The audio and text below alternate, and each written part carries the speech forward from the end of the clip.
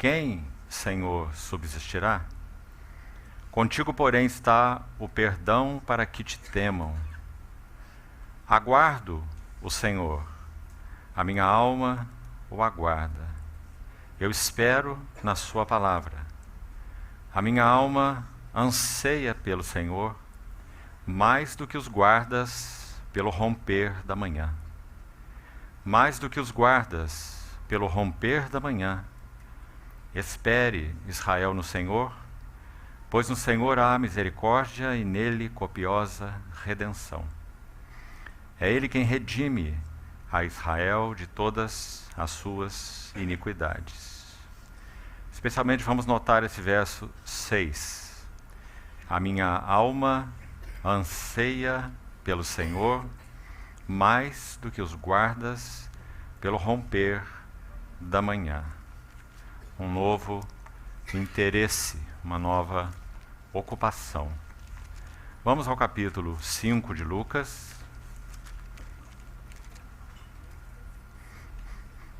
Lucas, capítulo 5. Vamos ler desde o verso 27. Lucas 5, 27. Passadas estas coisas, saindo viu um publicano chamado Levi, assentado na coletoria, e disse-lhe: segue-me. Ele se levantou e, deixando tudo, o seguiu. Então lhe ofereceu Levi um grande banquete em sua casa. E numerosos publicanos e outros estavam com eles à mesa. Os fariseus e seus escribas murmuravam contra os discípulos de Jesus, perguntando: por que comeis e bebeis com os publicanos e pecadores? Respondeu-lhes Jesus: os sãos não precisam de médico, e sim os doentes. Não vim chamar justos, e sim pecadores ao arrependimento. Disseram-lhe eles: os discípulos de João e bem assim os dos fariseus frequentemente jejuam e fazem orações, os teus, entretanto, comem e bebem.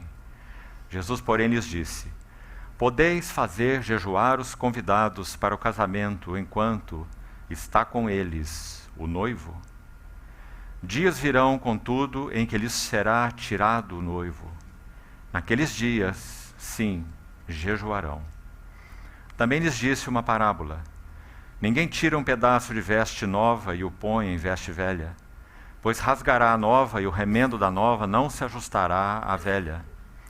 E ninguém põe vinho novo em odres velhos, pois o vinho novo romperá os odres, entornar-se-á o vinho, e os odres se estragarão.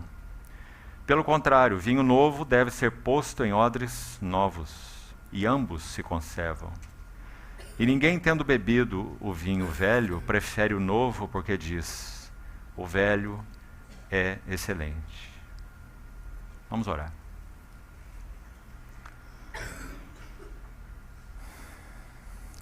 Amado Pai Celestial, mais uma vez entregamos nossas vidas congregadas nesse local nas Tuas santas mãos e a Tua palavra lida em Tuas santas mãos.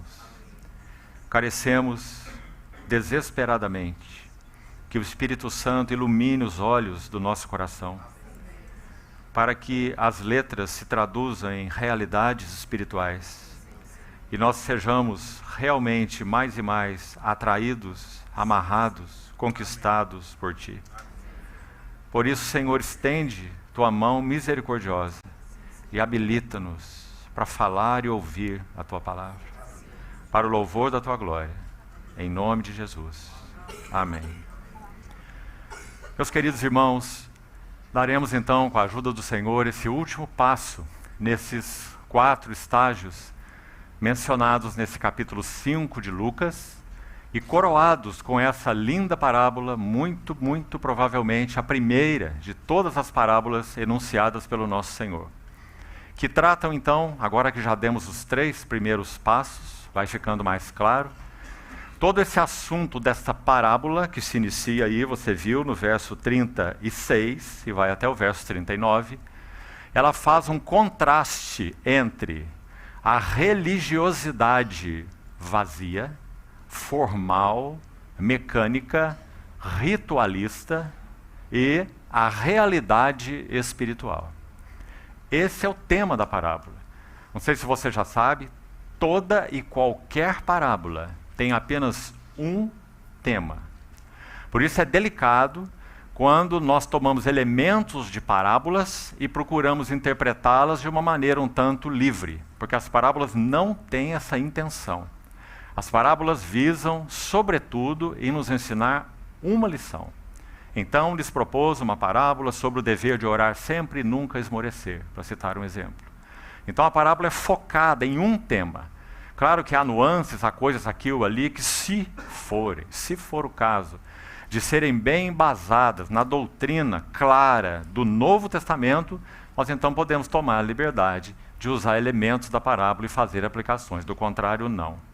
Então, essa parábola, mais uma vez, ela tem um foco central. E o foco central é, sem dúvida, contrastar, de novo, religiosidade formal, mecânica, vazia, tradicional, externa, com realidade espiritual. Então, o que seria nessa parábola esse vinho novo? Já vimos. O próprio Lucas interpreta de uma maneira tão clara no livro de Atos, quando aquelas pessoas viram o Espírito Santo descer sobre aqueles 120 e disseram, eles estão cheios de vinho novo, no sentido de embriagados. Então é claro, é muito claro, que esse vinho novo é uma figura, sobretudo, do dom no singular, do Espírito Santo, que contém em si mesmo todas as realidades celestiais, todas as realidades espirituais, tudo aquilo que concerne a Cristo, que toca Cristo, virtudes de Cristo, glória de Cristo, está então, digamos, depositado no Espírito Santo, que foi depositado na igreja. Então ele é o vinho novo. Mas é claro que para que o vinho novo seja depositado em odres, esses odres, segundo a parábola, eles têm que ser odres novos. Porque se forem odres velhos, eles estão enrijecidos.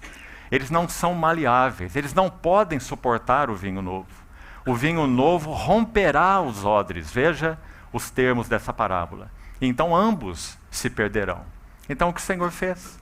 Então nós temos esse capítulo 5 de Lucas. Claro que não apenas ele, mas ele é tão especial, porque nós temos dentro de um único capítulo 4 cenas, não perca isso, não esqueça isso, quando então o caminho para a preparação dos odres novos,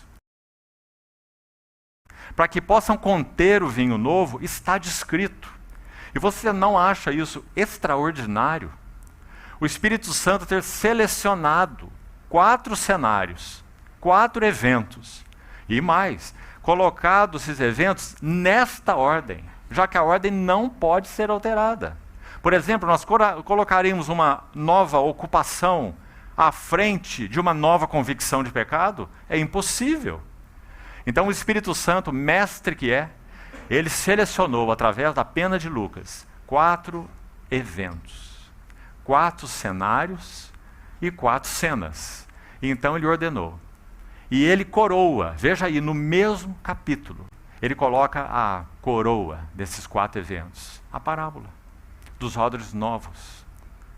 Porque já foi enunciado qual é o caminho para que nosso Senhor obtenha odres novos.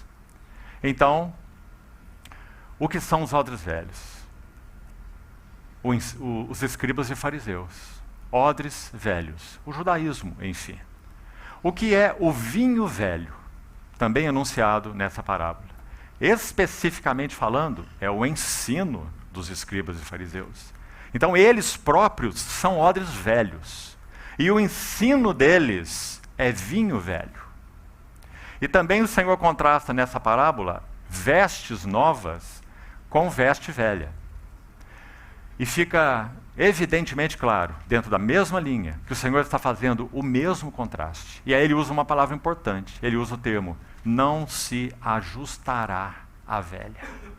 Este remendo de pano novo, ele não se ajustará à veste velha. Mostrando então a mesma coisa, que essas realidades espirituais, essas realidades celestiais, que estão ali encarnadas na pessoa santa do Filho de Deus, porque ele é a realidade espiritual, não podem ser ajustadas